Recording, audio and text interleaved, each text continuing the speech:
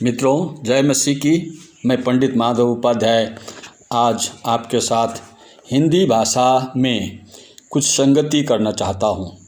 संगति यह विषय यह है, एक पापी किस प्रकार धर्मी ठहर सकता है। जी हाँ, पापी परमेश्वर के महान अनुग्रह में यीशु मसीह के नाम से, यीशु मसीह की मृत्युंजय सामर्थ्य से धर्मी ठहर सकता है।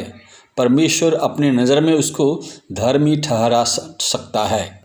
वो कैसे, मैं आपको विस्तृत वर्णन करूँगा। यहूदी लोग इब्राहिम को महान देश का अधिधर्माध्यक्ष समझते थे। प्रभु के प्रति उसकी विश्वासपूर्ण आज्ञाकारिता के कारण उसके एक प्रतिज्ञा का पुत्र इसहाक उत्पन्न हुआ। इसहाक से याकूब उत्पन्न हुआ, जिसका नाम बदलकर इस्राएल रख दिया।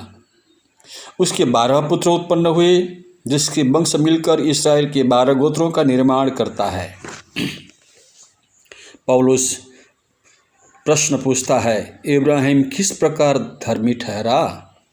जी हाँ, ये प्रश्न शायद आप में भी होगा।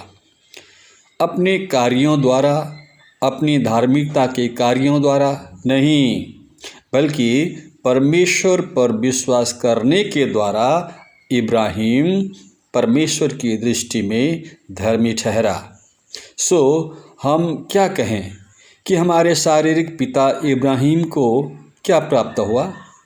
क्योंकि यदि इब्राहिम कामों से धर्मी ठहराया जाता तो उसे घमंड करने की जगह होती, परंतु परमेश्वर के निकट नहीं। पुराने नियम या वचन क्या कहता है? उत्पत्ति 15:6 आप लेकर पढ़ सकते हैं। यह कि इब्राहिम ने परमेश्वर पर विश्वास किया और ये उसके लिए धार्मिकता गिना गया। रोमी 4 उसका 1 से 3 भी आप मनन कर सकते हैं। पौलुस इसे पूरी तरह स्पष्ट कर देता है।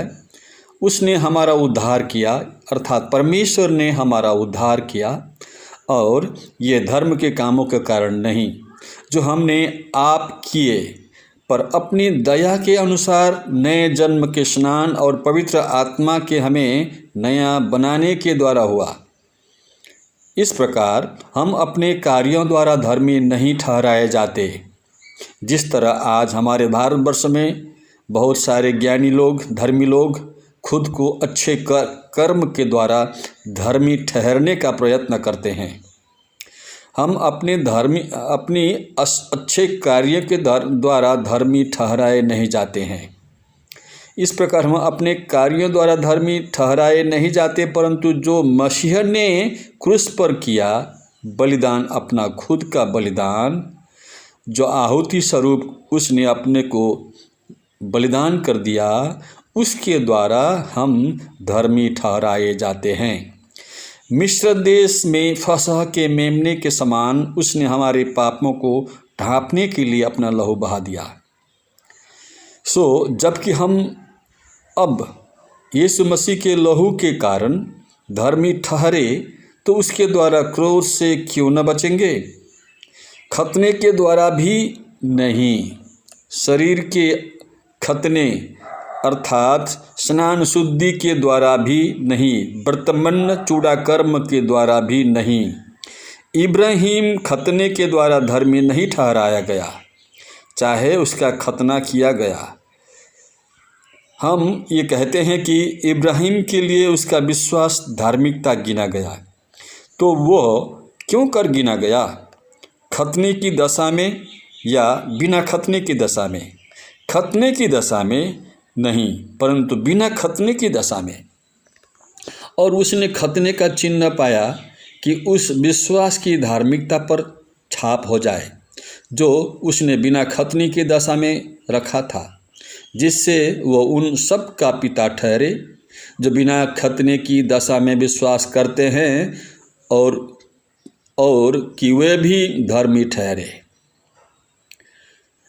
आप रोमी 4:9 से लेकर के 11 तक मनन कर सकते हैं। खतना विश्वासियों के लिए बपतिस्मा सरहा इब्राहिम के धर्मी ठहरने का कारण न था, ये उसकी विश्वास का बाहरी चिन्ह है, जिसके कारण से वह पहले से ही धर्मी ठहर चुका था, व्यवस्था रखने के द्वारा भी नहीं। इब्राहिम व्यवस्था रखने के द्वारा धर्मी नहीं ठहराया।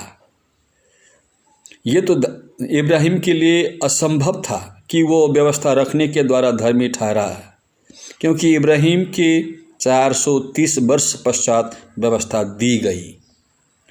आपको मन में याद रहे, इब्राहिम के 430 वर्ष पश्चात व्यवस्था दी गई। जो वाचा परमेश्वर ने पहले से पक्की की थी, उसको व्यवस्था 430 वर्ष के बाद आकर नहीं टाल देती कि प्रतिज्ञा व्यर्थ ठहरे, क्योंकि व्यवस्था के कामों से कोई प्राणी उसके सामने धर्मी नहीं ठहरेगा। इसलिए कि व्यवस्था के द्वारा पाप की पहचान होती है। इसलिए हम इस परिणाम पर पहुँचते हैं कि मनुष्य व्यवस्था के कामों के बिना विश्वास के द्वारा धर्मी ठहरती है, क्योंकि हर एक विश्वास करने वालों के लिए धार्मिकता के निमित्त मसीह व्यवस्था का अंत है। रोमी 10:4 आप मनन कर सकते हैं।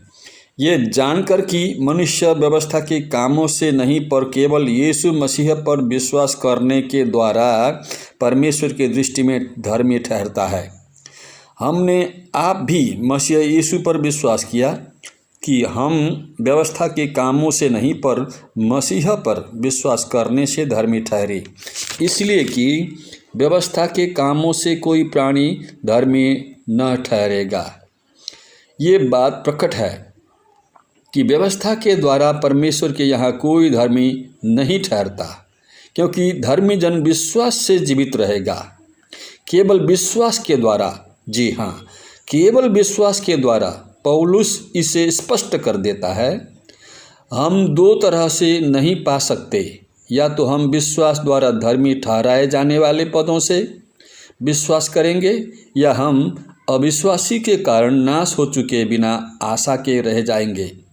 परंतु इस्राएली जो धर्म की व्यवस्था की खोज करते हुए उस व्यवस्था तक नहीं पहुँचे, मन में रहे, जिस तरह इस्राएली धर्म की व्यवस्था की खोज करते हुए उस व्यवस्था तक नहीं पहुँचे, उसी तरह हमारे भारतवर्ष के अगुए धर्मगुरु भी अपने धार्मिक विधान को खोज करते हुए अपने भी धार्मिक विधान का सही जड़ तक नहीं पहुँच सके, इसलिए कि वे विश्वास से नहीं परंतु मानव कर्मों से उसकी खोज करते थे।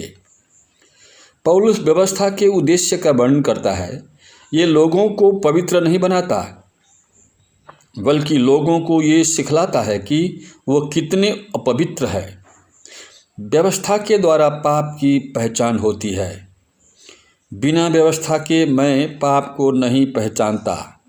व्यवस्था के द्वारा मानव को ये मालूम होता है कि उसके उद्धार के लिए किसी की आवश्यकता है। मानव जाति के उद्धार के लिए किसी की आवश्यकता है, इसलिए उन्होंने मसीह में एक उद्धारकर्ता के रूप में विश्वास करना आवश्यक है। हम जानते हैं कि व्यवस्था जो कुछ कहती है उन्हीं से कहती है जो व्यवस्था के अधीन है, इसलिए कि हर एक मुँह बंद किया जाए और सारा संसार परमेश्वर के दंड के योग्य ठहरे। इसलिए व्यवस्था मसीह तक पहुँचाने को हमारा शिक्षक हुई है कि हम विश्वास से धर्मी ठहरे। जी हाँ, धार्मिक विधान हमारा अग्रज होकर हमें हमारी हाथ को पकड़कर यीशु मसीह के चरण तक पहुंचाने का एक मार्गदर्शक ही है, इसके अलावा और कुछ भी नहीं। व्यवस्था के साथ परमेश्वर के सामने सही मापदंड पाने के लिए अनुग्रह से गिरना है। तुम जो व्यवस्था के द्वारा धर्मी ठहरना चाहते हो, मसीह से अलग और अनुग्रह से गिर गए हो। जी हाँ, इसलिए व्यवस्था के द्वारा धर्मी ठहरने का अपने मन में जो विचार है उससे निकल जाइए। इस विचार को त्याग दीजिए, निकाल दीजिए। और इसलिए हमारे सब अच्छे कर्मों को एक ढेर में लगा दें, हमारे पाप को दूसरे ढेर में रख दें और उसे छोड़कर मसीह के क्रूस तक चलो, जहाँ पश्चाताप के पश्चात पापों की क्षमा मिलती है। उसके लहू, यीशु मसीह के लहू में केवल विश्वास करने से धर्मी ठहर सकते हैं। सज्जनों, हमें धर्मी ठहरना है और हमें धर्मी ठहराने के लिए परमेश्वर ने अपना पुत्र यीशु मसीह को इस धरती में दे दिया।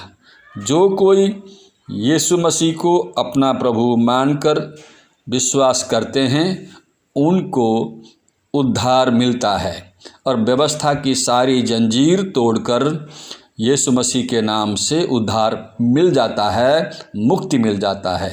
इसलिए एक इंसान, चाहे भारतवासी हो चाहे दुनिया में किसी भी कोने के हो, प्रभु यीशु मसीह को ग्रहण करके परमेश्वर की दृष्टि में पवित्र जाति बन जाएगा। ये संभव है यीशु मसीह के नाम से। जय मसीह की। मित्रों, आज का ये मेरा संदेश कैसा लगा?